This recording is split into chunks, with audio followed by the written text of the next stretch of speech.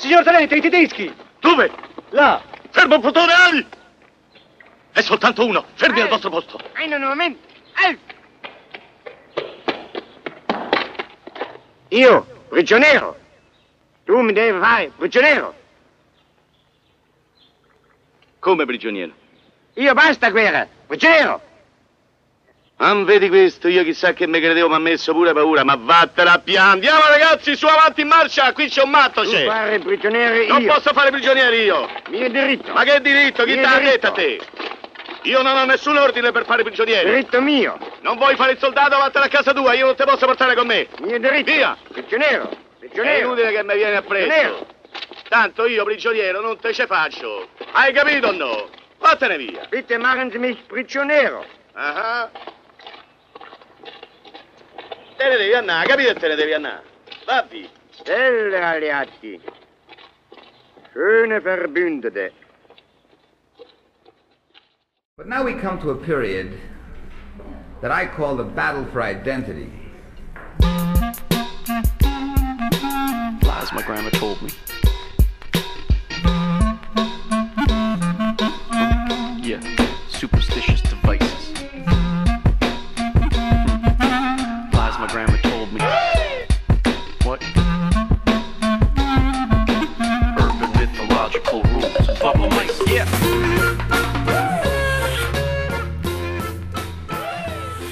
Salut les kids et bienvenue dans En attendant Godard, saison 13, épisode 19. Cette semaine, émission Illusion, rejet et amour. Rien ne s'arrange, tout s'effondre et on va devoir s'en accommoder. Mais c'est un camouflage car on aime le chaos, le désordre et l'apocalypse, toujours en parallèle avec Love and Peace. Y a rien qui nous gêne, pas même les lacrymogènes, c'est pas notre faute s'il y a du bordel, mais on va le célébrer quand même. Et oui, vous êtes bien dans En attendant Godard, l'émission de cinéma qu'elle est mieux que les autres. Et donc au programme ce soir, nous allons parler de deux ressorties en DVD et Blu-ray. Tout d'abord chez Rimini Éditions, La Grande Pagaille de Luigi Comencini, film de 1960. Et enfin, un film plus récent, un film de Sonotion qui s'appelle Love and Peace, sorti en 2015 chez Spectrum Film. Et pour parler de ce jeu programme, autour de cette table, il y a bien évidemment la fine fleur de la critique du Grand Ouest. Il y a carrément Fleuret. Bonsoir Thibaut. Salut Thomas, salut à tous. Il y a le docteur Erwan. Bonsoir docteur. Bonsoir. Et de retour pour cette première émission de 2021 et la seule avant longtemps peut-être, c'est Justine. Bonsoir Justine. Salut à tous. À la mise en son de cette émission, mais évidemment, il y a Valentin. Bonsoir Valentin. Bonsoir. Donc voilà, ça va être le programme, de toute façon, qui sera un petit peu le programme de l'année, de faire des films de patrimoine, parce que de toute façon, on n'a pas vraiment le choix. Les salles sont encore fermées, elles vont le rester un bon moment. Et nous-mêmes, c'est pas sûr qu'on puisse refaire une émission la semaine prochaine, car vole au-dessus de nos têtes le spectre d'un troisième confinement. Ce qui fait que ce sera un peu plus dur pour faire des émissions, alors qu'on avait pas mal de choses dont on voulait vous parler. On avait déjà évoqué ça rapidement la semaine dernière, mais notamment des sorties chez Spectrum Film, des premiers films produits par la Milky Way, donc le studio de Johnny To à la fin des années 90, d'excellents polars dont on aurait beaucoup aimé vous parler, mais aussi des dernières éditions de livres consacrés au cinéma de John Cassavetes. Et donc malheureusement, on ne pourra pas le faire a priori, enfin Pas tout de suite en tout cas, mais on compte bien le faire au cours de l'année. Moi, je soupçonne que... Moi, je pense que c'est un complot pour t'empêcher de faire ton émission sur Jean-Marie Poix. Exactement. Moi, ça me semble de plus en plus évident. Évident. J'ai lu des trucs sur Internet. Mais c'était déjà le cas à la sortie des Visiteurs 3 il y a de ça tu vois. 4 ou 5 ans. On devait faire une émission où on parlait du dernier film de Michael Bay sorti la même semaine que les Visiteurs 3. Ah, quelle semaine. Comme par hasard, la fac était fermée. Comme par hasard, on a voulu nous faire taire. Ne serait-ce pas un coup de l'ultra-gauche? Alors ça, moi, je ne veux pas polémiquer, mais en tout cas, ça me semble assez évident que de toute façon, les antifas sont toujours dans les mauvais coups. Moi, je pense aussi. Pour tuer la culture. C'est affaire à suivre. Affaire à suivre, en tout cas. Un véritable hold-up intellectuel. Exactement. Ah, hold-up, ça, c'était un bon film. Tu es là? Bravo. Tout ça à cause de ces satanées minorités agissantes. J'ai découvert ce terme-là il n'y a pas très longtemps à la télévision. Minorités agissantes. C'est mignon comme tout, des minorités. C'était dans la bouche de quelqu'un de droite, je pense. Non, ça devait être sur BFM TV, ça devait être un journaliste, mais je ne sais pas qui c'est, un espèce de mec avec un foulard qui était assez grotesque. Mais bon, je serais sans doute un mec connu, mais que je ne connais pas. D'accord. Le point, non. Bah. C'est peut-être un mec, ouais, ça devait être un mec du point, voilà. Peut-être pas valeurs actuelles, mais Ah non, entre l'Express et le point. si c'est je le pense. point, c'est Christophe Barbier avec une écharpe rouge. Non, c'était pas lui, c'était un autre, avec une autre écharpe. Ah, dis donc. Moins bien rasé que Christophe Barbier. Ah, C'est c'est compliqué. l'Express, hein, Christophe. Ah oui. Christophe B. Ouais, c'est un peu pareil. Oui, Excusez-moi, oui, je oui. confonds. Bon, bref. On s'éloigne. C'est du sujet. Ouais, mais bon, vous savez, maintenant, on a tellement peu l'occasion de se voir qu'on Voilà, en profite pour raconter n'importe quoi. ça va sinon hein Oui, bah oui, Ouais, ça va va. bien, le travail, ouais. Donc voilà, on ne sait pas encore à quelle sauce on sera mangé pour la semaine prochaine. Si c'est le cas, on reprendra probablement le rythme des mixtapes de cinéma et de musique, mais en tout cas, on verra les annonces de notre président de la République mercredi prochain. Et donc tout ça nous promet en tout cas une belle et grande pagaille. Et de grande pagaille, justement, on va en parler, mais avant ça, donc une petite pause musicale pour se mettre en jambes.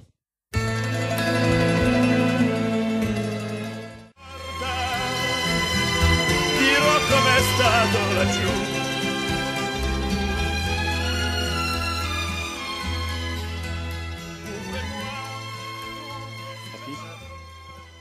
Vous êtes toujours dans En l'attendant Godard sur Syllab et c'était Serge Reggiani avec l'Italien. Et de Serge Reggiani et d'Italien, il va en être question dès à présent avec une réédition à l'automne dernier chez Rimini en Blu-ray et DVD de la grande pagaille Tutti a Casa de Luigi Comencini, film de 1960 qui se présente non pas forcément comme un film de guerre mais plutôt un vaudeville qui se déroulerait pendant la guerre et on va dire durant entre septembre 43 jusqu'à l'insurrection de Naples, ce qu'on a appelé les 4 journées de Naples.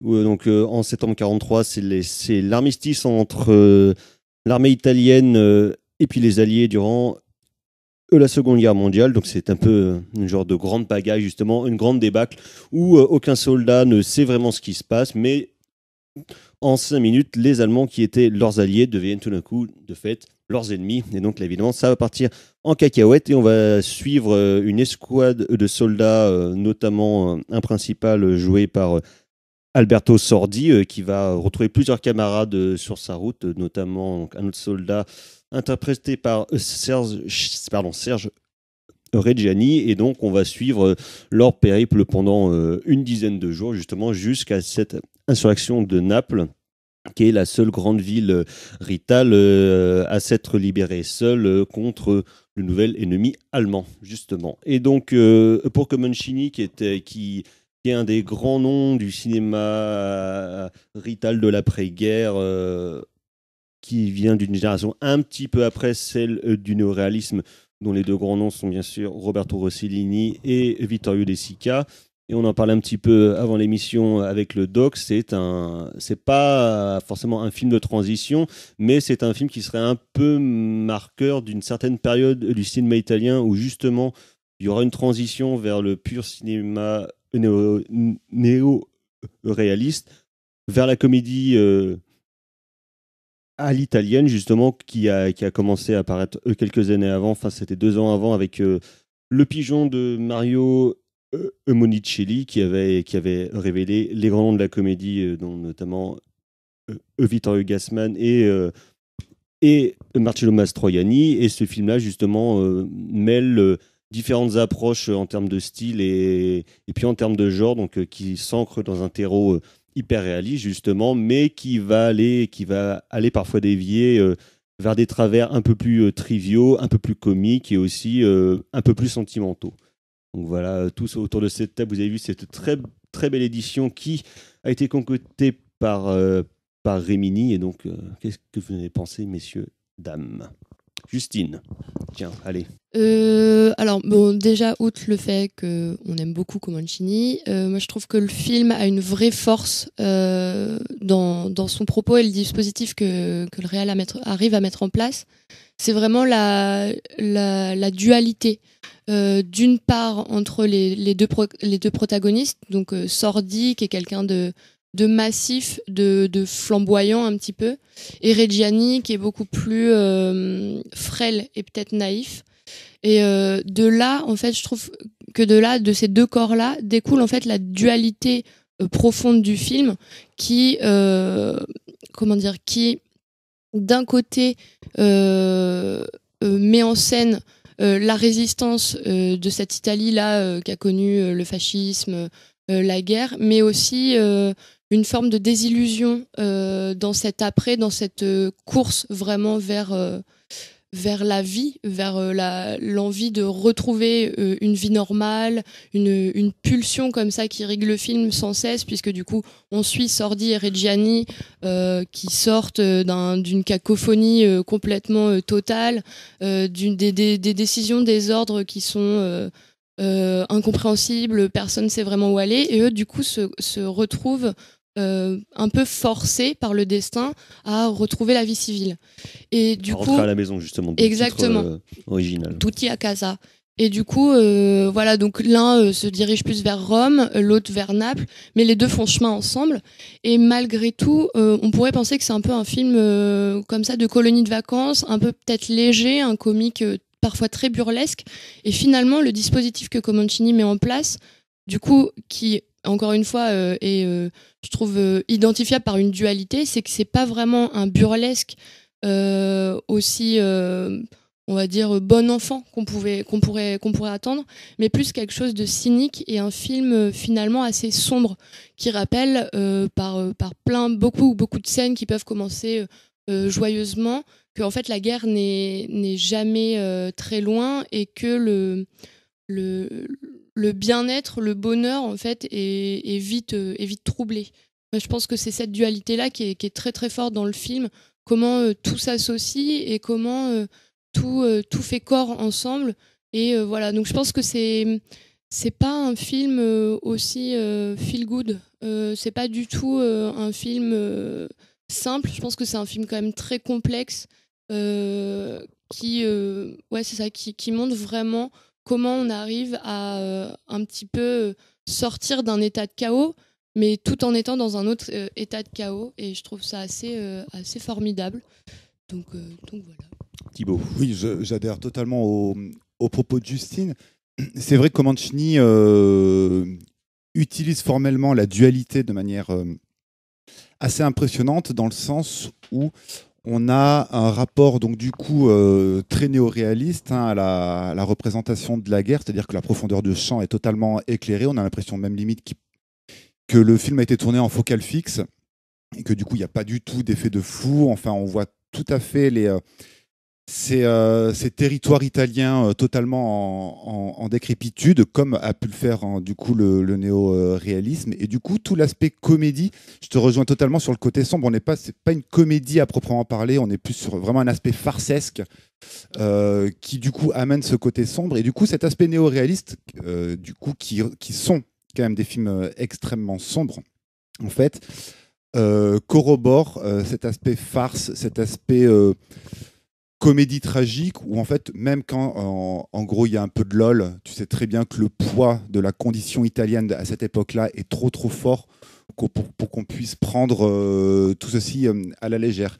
Et en même temps, au-delà de cet aspect farcesque, il y a quand même des vraies propositions de dramatisation de certains événements. Je pense notamment à un zoom extrêmement impressionnant sur la fin du film. Alors on va éviter de trop spoiler. Et surtout, il y a deux travelling qui sont superbement émouvants, en fait, où ça parle en gros de linge et d'un soldat en fait qui ne peut pas voir ce linge-là. Et il y a ces deux travelling qui sont très discrets, très légers, et en même temps tu sens du coup tout le poids de ces personnages-là en fait qui ne savent pas du tout où se placer. Et pour eux et dans leur tête, c'est vraiment la grande pagaille. Le titre français est en même temps un petit peu déplacé par rapport au titre italien, et en même temps il fait sens. Donc voilà, même le titre français joue de cette dualité, ce qui rend le film extrêmement impressionnant malgré son apparente simplicité vraiment qui n'est que de façade, tellement en fait ce contexte-là est bien trop puissant pour qu'il soit pris à la légère. Après, j'aimerais rajouter, il y a un élément qui m'a extrêmement frappé. C'est toutes les inscriptions, les collages qu'on retrouve sur les cartes postales, les affiches qu'on retrouve sur les murs et des villes, les slogans et des maisons, les slogans. Et alors c'est le tout début du film, mais il y a les trois énormes vincere qu'on voit au début du film sont absolument majestueux et en même temps ça nous rappelle bien entendu le surchef-d'œuvre de Marco Bellocchio réalisé bien entendu des années plus tard, 2010. mais il y a tout un pan à travers ce film-là, il y a tout un pan d'une cinématographie italienne qui se ramène à nous chez les spectateurs, qui fait que le film en même temps est très ancré dans son contexte des années 60, enfin on va dire du post du sortir de la Deuxième Guerre mondiale, et en même temps il se balade, il se promène comme les personnages dans notre imaginaire collectif cinématographique autour du cinéma italien, ce qui fait que le film est d'une superbe complexité à l'image finalement de tous ces personnages qui sont en même temps bouffons, qui sont en même temps héroïques, qui sont en même temps perdus mais qui savent où aller. Du coup, ils sont à la croisée des chemins et finalement, quand on ne sait pas où aller, finalement, c'est le bordel. Alors c'est vrai que moi c'est ce qui m'a bien plu à l'intérieur du film, c'est aussi comment Comencini il joue finalement avec une certaine tradition cinématographique qu'on pourrait appeler le film troupier, quoi. C'est-à-dire et qui est un truc qui existe déjà, qu'on trouve déjà après la Première Guerre mondiale, hein, dans le cinéma muet ou dans le cinéma des débuts du sonore, cinéma allemand, cinéma français, même dans le cinéma américain, la Grande Parade ou des trucs comme ça. Alors, mais plutôt avec effectivement avec toujours cette espèce de balancement en fait entre justement le côté farcesque, qu'il y a une espèce de camaraderie contrariée de gens qui se retrouvent ensemble alors qu'ils sont pas alors qu'ils ont pas forcément d'atomes crochus au départ. Mais tu avais déjà ça justement quelques années avant dans un film de Monicelli qui s'appelle La Grande Guerre avec Sordi et puis Gassman, qui se passait pendant la Première Guerre mondiale, où le côté farce, on va dire, ou bien burlesque, était un peu moins poussé que dans le film de Comencini, mais il y avait déjà un peu les mêmes mécaniques, en tout cas la même vision de l'horreur. Mais tu retrouves ça genre, de manière un peu différente, mais tu retrouves ça dans La Grande Illusion. Enfin, tu vois, cette espèce de balancement perpétuel entre le drame. Et en fait, moi, c'est ça aussi qui m'intéresse, c'est comment Comencini reprend en fait cette idée de prendre des figures de comiques troupiers, l'officier un peu prétentieux que joue Sordi, et puis le soldat faiblard que joue Reggiani, et de les confronter non pas à des codes de films de guerre, mais de les confronter au réel. Et en fait, c'est ça qui est intéressant, c'est qu'en fait, quand on regarde le film, Sordi ne tire pas un coup de feu avant le dernier plan du film. Et pendant tout le film, il passe son temps, tout le film, à essayer d'éviter. Et c'est ça que moi je trouve intéressant, c'est que le personnage de Sordi, moi je trouve assez fascinant, parce que c'est un personnage qui est lâche, et en même temps c'est ce qui lui sauve la vie, sa lâcheté. Il est lâche, il est égoïste, et en même temps, moi je trouve qu'il y a des scènes qui sont superbes, la scène avec son père, qui est un chef d'orchestre, mais qui est toujours fasciste, et qui est en train d'essayer de le réengager, enfin... alors que lui, pour lui, la guerre, c'est terminé, quoi. On sent qu'il est... tous les moments où on le met face, quand la rencontre avec l'Américain, ça, c'est super, ça. Tout le dialogue avec l'Américain, où en fait, ils arrivent à communiquer par des noms d'actrices de cinéma. Enfin, voilà. Et pour moi, c'est ça qui est marrant, c'est que c'est un film, je trouve, assez moderne, en fait, quoi, en termes de proposition.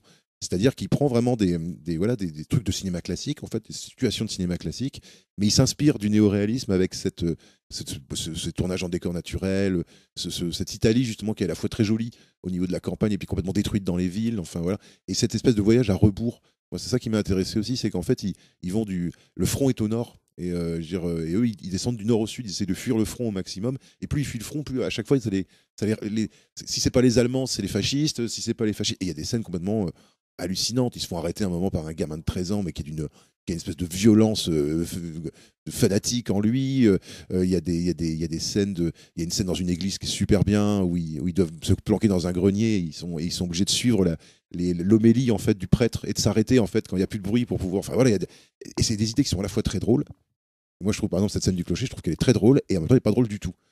Parce qu'on sait que Reggiani est resté de l'autre côté. Enfin voilà, il y a des enjeux dramatiques qui sont super puissants. Et à l'intérieur de ça, il place des moments comiques. Et c'est marrant parce que c'est un scénario de Adjei Scarpelli, qui sont quand même deux grands noms de la comédie italienne.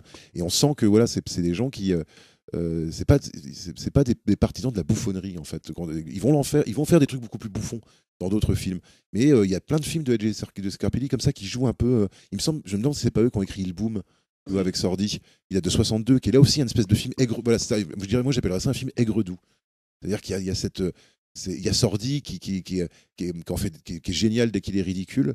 Et en même temps, qui peut devenir touchant en espace de quelques plans. Parce qu'il y a un jeu comme ça, souvent Sordi, qui est toujours hyper excessif, qui est vraiment hyper marqué, où il joue, comme tu le disais, souvent des persos un peu pleutres, un peu lâches, un peu veules. Le prétentieux. On voit ça notamment dans L'argent de la vieille, Comencini, justement, dans les monstres, où c'est un salopard complet qui est veule. Et justement, il joue de sa persona dans ses différents films. Et là, en l'occurrence, pour une fois, en l'ancrant dans un cadre qui est beaucoup plus réaliste, justement. Et ce qui fait que son jeu, qui est quand même antinaturaliste, et n'est pas en contradiction, on va dire, avec la mise en scène de Comencini, mais justement renforce le côté farce, le côté bouffon, et puis le côté de la satire critique que les Italiens maîtrisent et il joue énormément très bien, à l'époque. Ce que tu disais tout à l'heure, cette espèce de désillusion généralisée, en fait, c'est-à-dire que ce personnage-là, voilà, qui est, on voit au départ mener ses hommes au pas, puis qui est obligé de renoncer à son uniforme, de renoncer au fait de commander, en fait, et de mec qui se délusionne en fait au fur et à mesure que le film avance et qui finit par basculer complètement de l'autre côté finalement, parce que d'une part parce qu'il était probablement pas hyper convaincu au départ par le fascisme, mais qu'il l'a fait par l'acheter. Le fascisme, un bilan mitigé. Ouais, voilà, c'est ça. Le fascisme, 2 points, un bilan mitigé. Et non, je pense qu'il y a je trouve, moi, j'ai vraiment beaucoup aimé. J'ai beaucoup aimé Reggiani aussi, et Martha Balsam. Enfin, tous les autres acteurs sont très très bien.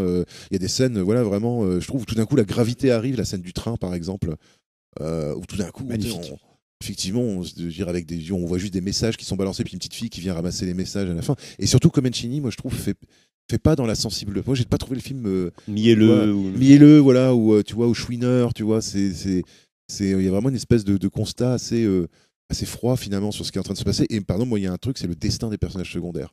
Alors pas trop en dire, mais les personnages secondaires, enfin, tu vois, dans un film américain, enfin, je veux dire, de la même époque, je suis pas du tout sûr que ça se passerait comme ça, c'est-à-dire cette espèce de où les personnages peuvent s'évanouir de la fiction, disparaissent, au détour d'un carrefour, à l'occasion d'une rencontre problématique avec des Allemands, enfin voilà, et t'as des personnages qui sont super bien et ils disparaissent de la fiction et tu sais absolument pas ce qui leur arrive ensuite, quoi. Voilà, moi moi j'ai trouvé ça assez réaliste du coup. Justine. Oui, mais pour rebondir sur ce que tu dis, Erwan, moi je trouve qu'il y a vraiment le glissement qui s'opère un petit peu entre le comique et le tragique. Je trouve qu'il s'illustre vraiment parfaitement dans la rencontre entre Sordi et son père, qui en fait, Sordi se rend compte que son père est complètement, il a encore une haine viscérale et il est fasciste en fait. Et je pense que c'est là qu'il prend vraiment conscience que peut-être il va rejoindre un autre camp, lui, en tout cas celui plus des résistants. Et même on le voit à un moment en fait guider la mitraillette de résistants, on voit qu'il s'allie un petit peu. Et je trouve que ça montre vraiment parfaitement la cohabitation un peu douloureuse entre la désillusion, mais quand même l'envie d'un bonheur qui peut par ailleurs exister. Et ouais, je pense que en tout cas le personnage de Sordi incarne parfaitement cette dualité et comment le film glisse petit à petit dans un registre qu'on n'aurait peut-être pas soupçonné tout de suite. Et je trouve que c'est une vraie force de Comencini d'arriver à faire une proposition comme ça qui s'ancre dans un cinéma plutôt néo-réaliste, en tout cas en reprenant quelques codes, mais qui aussi, on va dire, anticipe peut-être une comédie plus burlesque qui viendra après. Et puis le film moi je trouve, pose quand même pas mal de questions sur justement qu'est-ce que c'est qu'une figure héroïque, quoi. Parce que c'est ça, en fait, le film raconte comment est-ce qu'un personnage devient un héros. Et en fait, on se rend compte que toutes les étapes qui le mènent, je veux dire, au processus d'héroïsation sont que des successions de réactions médiocres, en fait. Oui, c'est par dépit qu'il devient héros. J'ai trouvé ça défendant. Assez bien, voilà, ce côté, le mec a il est à la fois ridicule et digne en même temps. Et je trouve que c'est dans cette ambiguïté du personnage que je trouve que c'est pas un film patriotard, voilà. Moi j'ai pas trouvé ça j'ai pas trouvé en tout cas moi qu'il était patriotard. Peut-être qu'il excuse un peu trop peut-être la population italienne. Non, je pense pas vraiment, au contraire, j'ai l'impression que c'est quand même un bon historien, c'est l'un des premiers qui s'est intéressé vraiment à cette période de septembre 43. Et je pense qu'il a une analyse assez fine quand même, parce que justement quand tu dis qu'il laisse pas du tout les persos secondaires sont quand même hyper importants, même si c'est comme ça par jaillissement et après il y a une espèce d'évanouissement. Je pense qu'il a une conscience vraiment assez aiguisée de qui il filme et pourquoi il les filme aussi, genre tout est bien pensé et je pense que ça peut-être ça valorise une certaine forme d'humanisme en fait de son regard, lui, de cinéaste, sur une période je pense qu'il connaît parfaitement. Et du coup, il a qu'il a vécu en plus. Tout à fait. Assez jeune. Tout à fait. Mais du coup, oui, je pense que c'est ça montre vraiment comment il ne laisse pas les gens de côté en fait, et dans un contexte historique hyper particulier. Et lui, il arrive vraiment à par l'image principalement, plus que je trouve par le texte, même si le film est extrêmement bien écrit, je trouve qu'il arrive vraiment à montrer une période hyper particulière, un peu charnue, un peu ouais, comme ça. Je pense qu'il a réussi à saisir ça vraiment bien. Après, il y a le côté donc c'est un film qui, bien entendu, qui déjoue complètement nos attentes de spectateurs. Et en même temps, je trouve qu'il y a un plan qui symbolise assez cette posture ici. Alors, il y a de très belles scènes, hein, la scène du train magnifique, la scène de l'église absolument magnifique, la scène du linge absolument magnifique, la scène avec les actrices, l'énumération des actrices américaines absolument magnifique. Et pourtant, il y a dès le premier plan, alors on est en 1960, et pour moi, dès le premier plan, j'ai été extrêmement surpris et du coup totalement conquis. C'est cette espèce de panoramique avec en fait deux gamins qui sortent de l'eau, et en fait, tu as l'impression qu'ils représentent. Moi, dans mon imaginaire, c'est comme ça qu'on représente le débarquement, par exemple. Alors, le film, donc, il y a le débarquement allié en Italie, en Sicile, hein, si je ne m'abuse.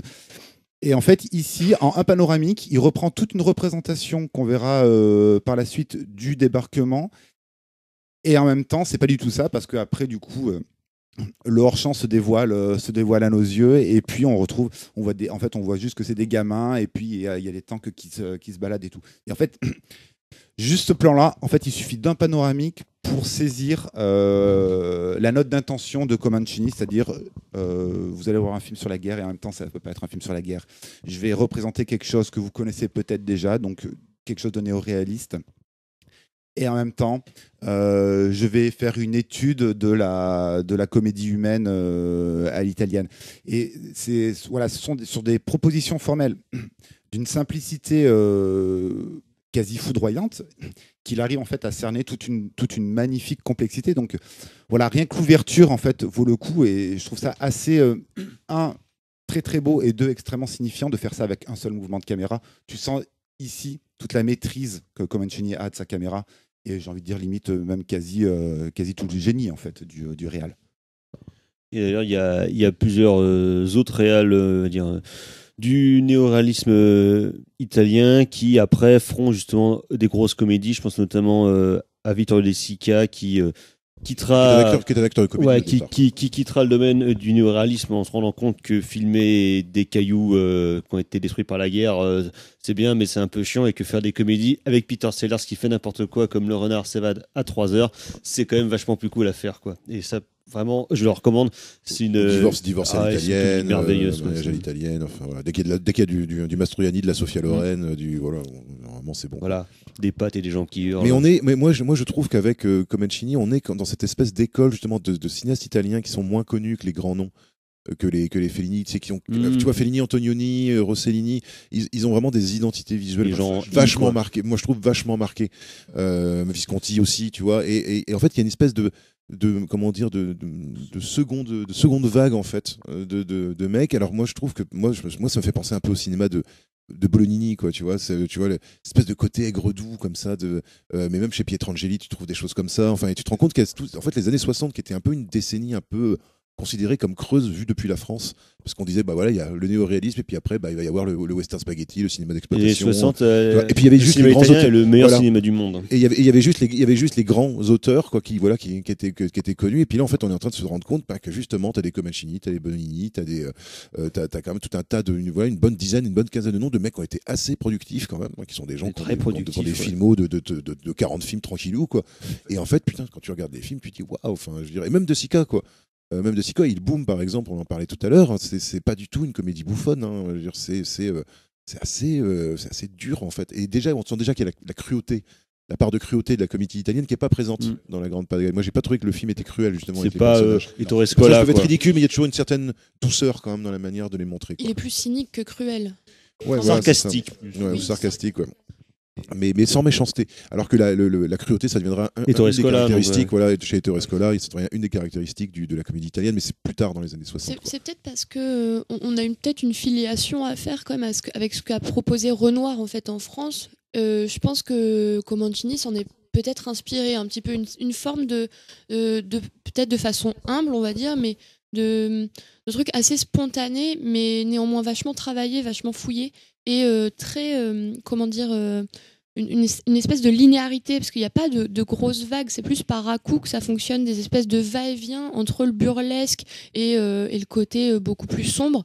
Je pense que ouais, il y a peut-être une filiation sans doute facile à faire entre Renoir et Comencini. Oui, puis avec certains cinéastes américains, je pense aussi de l'époque, quoi. Je pense que oui, il y a évidemment ces liens-là. Comencini, mais en plus, je crois que alors je sais plus, est-ce qu'il a été je crois qu'il a été, il n'a pas été critique à un moment. Si. Comencini. Ils ont tous été plus ou moins critiques. Voilà, donc c'est quelqu'un qui, voilà, moi je trouve que voilà tout le truc sur les actrices américaines, bon voilà, et ça je trouve ça assez moderne justement, ça c'est très nouvelle. Il y a aussi tout le côté nouvelle vague, même si c'est peut-être moins sensible dans ce film-là que dans d'autres films, on va dire plus contemporains. Comme la Dolce Vita, tu vois, ou des films comme ça, mais tu retrouves quand même cette espèce de vision, voilà, comment dire, d'infusion du néoréalisme, mais qui se mélange avec quelque chose d'autre, qui est en train de devenir quelque chose d'autre et quelque chose de plus diversifié finalement que le simple néoréalisme, qui au bout d'un moment avait fini par trouver un peu ses limites en fait, d'un point de vue du point de vue du discours, quoi. Et là, moi, je trouve ça vachement intéressant de voir comment ça s'ouvre en fait.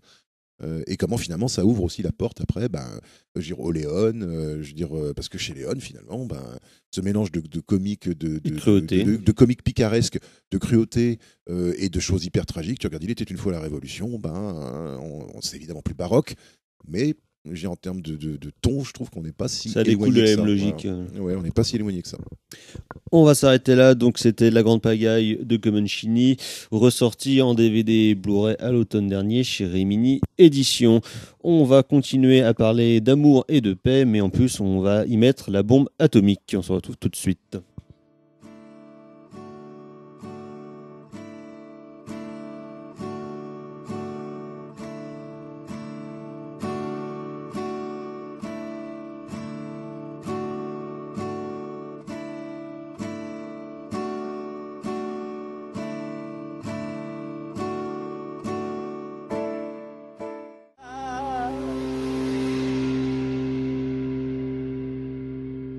Vous êtes toujours dans En attendant Godard sur Syllab, et c'était Picadone, extrait de la bande originale de Love and Peace de Sonotion, film de 2015, ressorti à la fin de l'année dernière par Spectrum Film. Thibaut. Oui, juste pour terminer sur Comencini. Non, juste un petit big up à Carla, parce que Comencini a réalisé la série télé Pinocchio. C'est Madeleine de Proust. Donc c'est un peu sa petite Madeleine, donc un gros bisou à Carla. Voilà, bisous Carla. Et donc, on va continuer du coup sur la paix et l'amour. Donc, je disais, le film Love and Peace de Sonotion, sorti un film de 2015, ressorti par Spectrum Film dans une édition gavée de bonus, voilà les bonus quoi, où on retrouve notamment Constant Voisin, qui a écrit l'année dernière chez Rouge Profond un ouvrage consacré au cinéaste puisqu'il l'a fréquenté pendant plusieurs années, il a longuement interviewé. Donc, un livre qui s'appelle Sonotion et l'exercice du chaos de Toyohashi à Hollywood. Et donc Constant, on le salue bien parce qu'il est déjà passé dans cette émission il y a maintes années, parce que donc c'est un petit gars de Rennes 2, donc voilà, Cocorico. Et donc il accompagne notamment cette édition et pour parler un petit peu de la foisonnante carrière de Sonotion et ultra bordélique, une filmographie quand même assez compliquée à suivre parce qu'il tourne beaucoup et depuis quand même une dizaine d'années il a accéléré le mouvement et parfois il en sort 3 ou 4 par an. Là notamment cette année il devrait sortir son premier film avec Nicolas Cage, donc ça promet de la subtilité et du cabot. Oh mon Dieu, ça va être génial. Ça promet une belle dose de cabotinage et Sonotion s'est quand même fait beaucoup connaître pour des films avec leur caractère violent, bourré de cul et très excessif, notamment Guilty of Romance, Love Exposure ou Suicide Club. Suicide Club. Suicide Club. Et celui-là, Love and Peace. Tokyo, il y en a un autre qui s'appelle. Beaucoup trop de choses. Voilà, il y a beaucoup trop de et choses. Donc, celui-là, ce serait plus, on va dire, son pendant pour le film familial et le film de Kaiju Ega, puisque donc on retrouve un jeune, on va dire un jeune qui a un boulot de merde et une vie à chier et qui aimerait bien un gros loser qui aimerait bien devenir une star du rock'n'roll, sauf que tout le monde se fout de sa gueule et pense que c'est un gros blaireau. De la J-pop, une star de la J-pop. Attends, soyons, c'est pas les Rolling Stones. Font pas du rêve, non, c'est de la J-pop. Si vous avez entendu la chanson d'avant, soyons précis. Et un jour, il tombe sur une petite tortue qui va appeler donc Picadone, parce que Picadone c'est le nom qu'on a donné, que les Japonais ont donné aux explosions à Hiroshima puis Nagasaki en août 45. Et un jour, poussé par ses collègues qui n'arrêtent pas de le bullier, il va jeter la petite tortue aux toilettes qui va tomber dans les mains d'un vieux bonhomme qui répare des jouets et leur insuffle la vie et une âme. Et donc cette tortue aussi va grandir de plus en plus et se mettre à réaliser les rêves de succès et de réussite du jeune musicien, où il va devenir justement une superstar de la J-pop. Mais bon, évidemment, vu que la tortue ne cesse de grandir, ça va se transformer en Kaiju Ega. Et donc, il y a... Sympathique, là, comme pitch. Comme pitch, qui part un peu dans tous les sens, un petit peu comme dans le film, où donc on va retrouver... Il y aura beaucoup d'éléments différents, il y aura beaucoup de gags très gras, hyper burlesques, des chansons de J-pop un peu dégueulasses, des gens très très méchants, des scènes d'action qui partent dans tous les sens, mais tout en... Un acteur principal qui en fait des caisses. Un acteur principal, enfin tout le monde est un peu... Oui, tout le monde y compris les marionnettes, hein, t'as l'impression qu'il y a cabotine. Parce que... tous les potards sont poussés à fond. Exactement. Parce que c'est tout le temps comme ça. Justement, un des gros reproches que quand même on peut refaire au cinéma japonais qui se voudrait spectaculaire des dernières années, c'est de se reposer quasiment uniquement sur des effets numériques, sauf que là, si on n'a pas le budget justement pour faire des gros effets spéciaux numériques, donc il revient à des trucs plus traditionnels dans la fabrication, donc c'est-à-dire des marionnettes, des animatroniques et des grosses maquettes qu'on fait péter. Et ça, je trouve que ça participe grandement au charme du film, justement, de voir une tortue géante qui chante et qui va écraser des immeubles, quoi. Qui chante avec la voix d'une petite fille de 7 ans. Oui, hein, donc, voilà, parce que c'est une petite tortue. Hein. Voilà, mais ouais, non, c'est un film assez... Mais en fait, pour moi, c'est vraiment typiquement le cinéma japonais foutraque où ça se tient pas, où c'est pas vraiment tenu, et en même temps, narrativement un peu lâche peut-être. Voilà, et en même temps, c'est assez sympathique. Moi, j'avoue que c'est au moins, c'est une proposition étrange, mais au moins c'est une proposition quoi déjà. Qui se tient, qui est cohérente. Et c'est vrai c'est vrai que oser on est un peu en mode Takeshi Miike dans certains de ses films, c'est-à-dire que oser le conte de Noël, parce que c'est un conte de Noël, on ne va pas tout révéler, mais il se passe des trucs de Noël dedans. Utiliser le conte de Noël, enfin, je veux dire, pour essayer en même temps de faire une satire du monde de la J-pop, doublé avec des trucs, effectivement, avec cet acteur principal, moi j'ai trouvé assez génial, je veux dire, qui joue la loose, mais qui la joue physiquement, la loose, quoi. C'est-à-dire qui est un mec, c'est le mec, tu le vois dans la rue, mais tu t'enfuis, le mec il pue la poisse, quoi, je veux dire, et il pue la défaite, quoi. Et il y a vraiment une transformation de l'acteur, moi, que j'ai trouvé assez intéressante, où il devient super beau gosse, chanteur de J-pop prétentieux ensuite. Enfin voilà, c'est physique, dans sa posture. Ouais, dans sa physique. Et l'acteur est, je trouve, est assez intéressant à regarder parce qu'il joue. Alors il joue à balle. À chaque fois, t'as envie de lui jeter des petits cailloux, mais pas pour les mêmes raisons, quoi. Voilà, exactement. Et il arrive à être antipathique. C'est assez rigolo. Il arrive à être antipathique à tous les moments du film, c'est-à-dire il est pathétique au début, antipathique à la suite, quoi. Je veux dire, et ça c'est assez marrant. C'est qu'en fait toute notre empathie, en fait, elle est dirigée en fait vers les marionnettes. Vers les poupées. Et moi, je trouve que la partie la plus réussie du film, c'est effectivement ce qui se passe dans les égouts. Avec le vieux, et toutes les marionnettes, il y a un lion, un ours. Et il y a tout un truc sur en fait, c'est des jouets qui ont été jetés par les enfants, et donc le vieux leur redonne la vie avec des espèces de petites boules lumineuses. Et en fait, après, il va les redistribuer, en fait, voilà. Et en fait, les jouets vivent dans la nostalgie de leur propriétaire passé, persuadés qu'ils ont juste à revenir sur le pas de la porte et ils vont être acceptés. Et donc le vieux essaye leur raconte des cracks parce qu'il ne veut pas leur dire la triste vérité qu'ils ont été jetés parce qu'ils étaient plus utiles. Et du coup, moi j'ai trouvé qu'il y avait des moments finalement, alors malgré le fait qu'effectivement c'est parfois un peu improbable en termes d'animation, mais il y a des trucs super. Moi je trouve qu'il y a des trucs assez mignons. Genre par exemple, il y a un dinosaure où c'est vraiment un gant de cuisine décoré, tu vois, avec un mec qui met sa main dedans. Tu vois, et ça c'est assez étrange, c'est que tu vois l'effet. Et au bout d'un moment, finalement, tu as l'impression de regarder King Kong en 1933. C'est-à-dire que tu vois bien les effets. Et au bout d'un moment, ça reste sympatoche quand même, quoi. Voilà, ça marche, quoi, en fait, ça fonctionne. Ouais, ça marche finalement quand même. Et après, je trouve que peut-être le souci du film, c'est peut-être effectivement ce côté un peu dispersé. Moi, je m'attendais à ce qu'il y ait un peu plus de kaiju. Ouais, moi aussi, parce que ça arrive vraiment dans le dernier tiers du film. Voilà, et j'avoue que j'aurais aimé avoir un peu plus de kaiju. Un peu plus de maquettes complètes. Ouais, un peu plus cool de voir des maquettes complètes. Plus de maquettes complètes. C'est très satisfaisant quand la scène arrive, mais c'est vrai que moi je trouve que pour un concert justement de J-pop. Voilà, elle est un peu voilà. Et c'est vrai que la satire, tu vois le côté satire, je trouve va pas assez loin justement dans le. Je trouve que ça.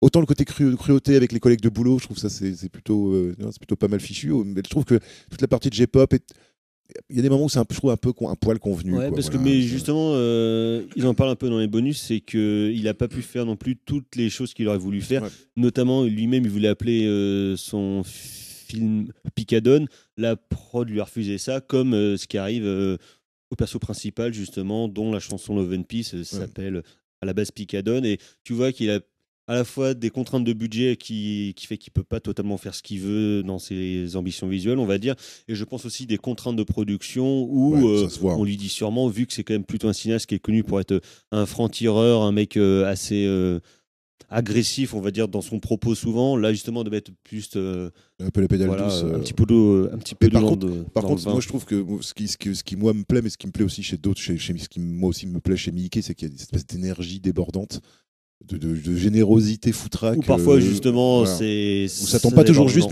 mais moi j'ai toujours beaucoup d'affection pour ce genre mais de ça arrive cinéaste. souvent Cinéaste bordélique, voilà. que ça fonctionne, que ce caractère bordélique marche dans ses films. Je pense notamment à son film Why Don't You Play in Hell de 2013, qui était un peu un film qui se passe durant un tournage de cinéma où tout d'un coup ça part en sucette, où les mecs ont dans une main une mitraillette et l'autre une caméra, puis ils vont se mettre à aller tirer sur des gens. Tout ça, ça part totalement en sucette, mais c'est cohérent, on va dire, avec le propos général du film. Ce qui, du coup, peut parfois moins s'accommoder sur des choses qui sont a priori un peu plus calibrées ou bien un peu plus ancrées dans un genre, comme là, en l'occurrence, le film de Noël et le film de gros monstres qui cassent des trucs. C'est vrai que voilà, ce côté mariage de la carpe et du lapin, je veux dire, je trouve qu'il y a des moments dans le film où ça fonctionne et puis des moments où ça fonctionne un peu moins.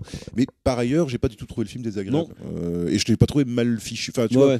Tu sens bien qu'il y a des contraintes de production, tu sens bien qu'il y a un côté débrouillard, tu vois, dans le truc, mais qui est plutôt sympa à regarder en fait. Moi, que j'ai trouvé, et voilà, puis avec des acteurs effectivement qui en font des caisses, mais qui sont plutôt bien aussi, quoi. Enfin, moi, j'ai trouvé dans l'excès, quoi. Je veux dire, et le vieux, par exemple, moi, j'ai trouvé très bien. Parce que de toute façon, quand tu fais ce genre de film, ou on va dire quand tu as ce genre de mise en scène ou bien ce genre de pitch, tu peux pas non plus jouer la sobriété, quoi. Tu sais que de toute façon, tu es obligé d'être dans un truc qui sera ultra outrancier, quoi. Et c'est pour ça que je pense qu'il est aussi heureux de pouvoir tourner avec Nicolas Cage maintenant, qui a aussi un style de jeu qui justement se prête à ce genre de mise en scène. Après, le problème de Nicolas Cage, c'est qu'il faut plutôt réussir à le canaliser puis un petit peu le calmer, quoi. Mais, à voir ce que ça va donner, mais c'est vrai que parce que s'il s'encourage à faire n'importe quoi. Et tu vois, par exemple, avec l'acteur principal de Love and Peace, moi justement, c'est ce que je me suis dit quand j'ai vu la première partie du film. Je me suis dit, waouh, l'acteur, il est bien en roue libre. Et en fait, c'est qu'au bout d'un moment que je me suis rendu compte que non, il n'est pas en roue libre. En fait, il est dirigé.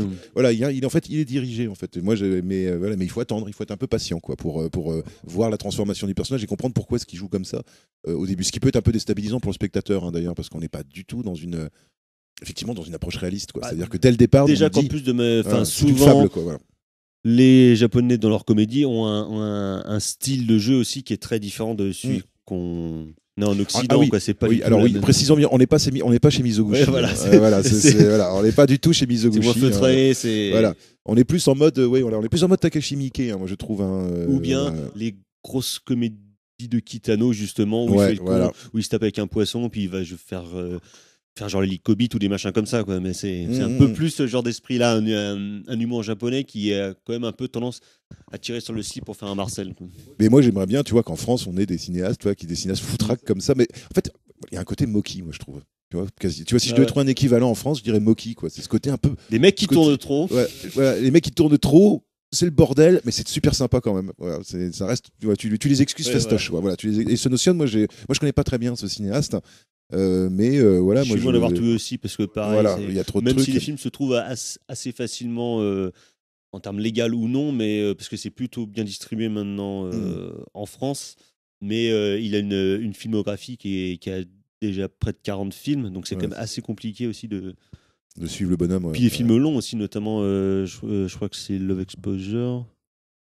Qui fait bien 7-3 heures. Qui fait 4 heures. Qui fait 4 heures, donc faut avoir un peu de temps aussi. Je pense que Thibaut mettra un mois à le regarder. 10 minutes par 10 minutes, 10 minutes par 10 minutes. Et moi j'ai trouvé ça, je trouve que c'est... Après le film, effectivement, de la semaine dernière, après La Vengeance d'un acteur, qui était baroque aussi, mais dans un autre style. Moi j'aime bien cette folie japonaise. Enfin, moi j'ai toujours bien aimé cette espèce de forme de folie qu'il y a dans le cinéma japonais, et que alors qui peut être épuisante si on en regarde trop à la suite, mais qui, une fois de temps en temps, je trouve, entre deux films plus sobres, on va dire, je trouvais tout à fait... Entre deux ouzous. Ouais, tout à fait agréable. Moi, en tout cas, je sais que j'ai excusé très très vite, quand j'ai bien vu que c'était un peu le bazar, j'ai dit, oh bon, alors c'est le bazar, allons-y, on va voir qu'est-ce qu'il y a à faire. T'as vraiment l'impression de bric-à-brac. Ah ouais, c'est un Barnum. Voilà, et tu pioches un peu ce qui te plaît, t'as des trucs qui te plaisent, des trucs qui te plaisent moins, mais finalement, au final, tu repars pas avec une mauvaise impression. Enfin, en tout cas, moi, je suis pas reparti avec une mauvaise impression. C'est une grande pagaille, quoi. C'est un peu une grande pagaille, voilà. Bravo, merci Thibaut. Donc voilà, c'était critique. Le film de Sonotion, A Love and Peace, donc disponible en combo DVD Blu-ray chez Spectrum Film. On va passer au coup de cœur. Tout à coup, Jean-Michel Mimosé... C'est de la merde. C'est de la merde. Je voudrais que tout le monde s'imprègne. Merde. Tout le monde s'imprègne de cette... C'est vraiment la plus grande merde des merdes. Justine. Alors moi j'ai un coup de cœur télévisuel, une série que j'avais loupée à l'époque, c'est Platane de Eric Judor. Et je trouve qu'il me plaît de plus en plus, déjà parce que je le trouve pas dégueu. Et d'autre part... Oui, je sais, à chaque fois c'est assez surprenant quand j'ai... Fantasme sur Monsieur Propre depuis des années. Non, mais je pense qu'il y a... Non, mais parce que c'est has-been d'avoir des cheveux longs. Vous avez compris, les mecs. Ouais, c'est ça. Ouais. Non, mais je pense qu'il y a un côté dans Platane que j'aime bien, un peu Larry David ou Curb Your Enthusiasm, tout ça, je trouve très, très, très, très sympa. Donc je suis très contente d'avoir enfin mis le nez dans cette série. Et un autre coup de cœur qui est un penseur israélien qui s'appelle Shlomo Sand, dont je découvre un peu le travail et les écrits et qui est extrêmement stimulant. Carrément Fleuret. Pour rebondir sur ce que dit Justine, oui, Eric Judor est un pur génie. Mais moi, mon coup de cœur, du coup, ça va être Max et les frères ailleurs de Claude Sauté. Et finalement, je me rends compte que Claude Sauté, j'en ai pas vu tant que ça. Donc, c'est un cinéaste quand même que je connais très très mal.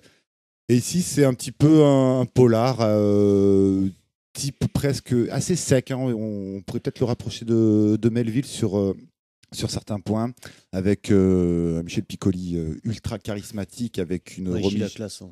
Ah oui, avec une Romy Schneider absolument bouleversante et magnifique. Je suis encore tout ému de cette scène dans la baignoire, et notamment avec un port de chapeau extrêmement impressionnant.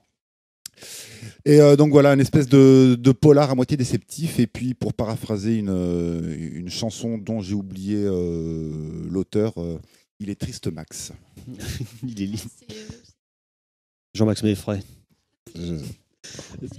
C'est pas Jean-Paul. Non, pas du tout. C'est le... C'est plus dit. Jean-Paul Méfray, c'est les chansons sur l'Algérie française. De quoi tu parles? C'est le Forestier. Non, Forestier, pardon.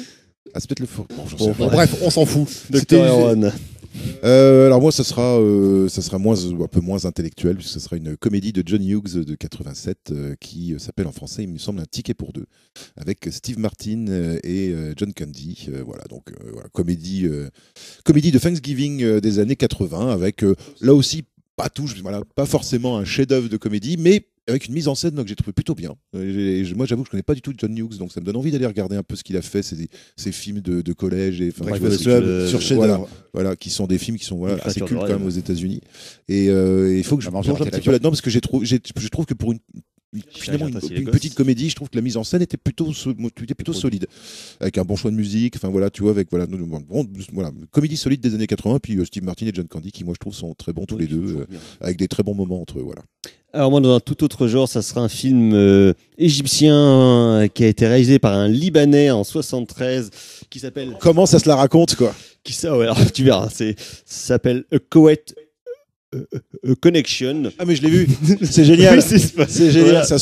C'est un mélange de film d'action à la French Connection avec des éléments d'horreur, des éléments de gag, parfois un petit côté franco qui me déplaît pas, c'est-à-dire que c'est un peu foutraque, des mecs avec des moustaches, des meufs ultra bonnes, des figurants visiblement pas super au courant qu'il y a des voitures qui vont leur foncer dessus, des scènes de cascade assez impressionnantes, notamment des mecs qui courent après les camions et qui passent entre les roues des trucs.